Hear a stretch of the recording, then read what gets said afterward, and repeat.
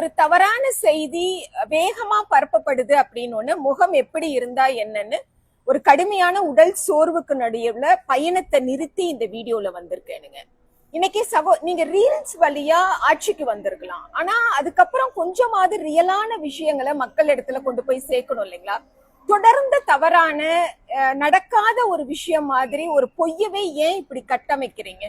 இன்னைக்கு சகோதரர் ராஜ்மோகன் பள்ளி கல்வித்துறையினுடைய அமைச்சராக ஆகியிருக்கிறார். எங்களுக்கு மகிழ்ச்சி, வாழ்த்துக்களையும் தெரிவிச்சுக்கிறோம்.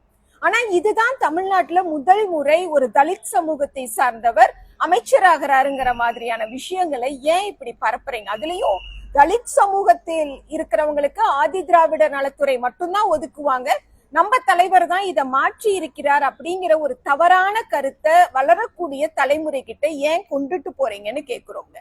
இது வரைக்கும் தலித் சமூகத்துல இருந்தவங்க இங்க வகித்த அமைச்சரவை பொறுப்புகளை பத்தி நான் சொல்லட்டுங்களா? மதிவாணன் பால்வரத்துறை அமைச்சருங்க, பருதி இளம்பருதி அவர்கள் செய்தி தொடர்பு துறை, நகர்ப்புற மேம்பாட்டு கழகம், இது எல்லாமே திமுக இருந்த அமைச்சர்களை நான் சொல்றேன். அந்தியூர் செல்வராஜ் அவர்கள் காதி மற்றும் கைத்தறித்துறை, சி.வி. கணேசன் தொழிலாளர் நலத்துறை, மதிவேந்தன் வனத்துறை சுற்றுலாத்துறை, கயல்விழி செல்வராஜ் மனிதவள மேம்பாடு, அண்ணன் கோவி செலியன் உயர்கல்வித்துறை அமைச்சராக இருந்திருக்கிறாங்க.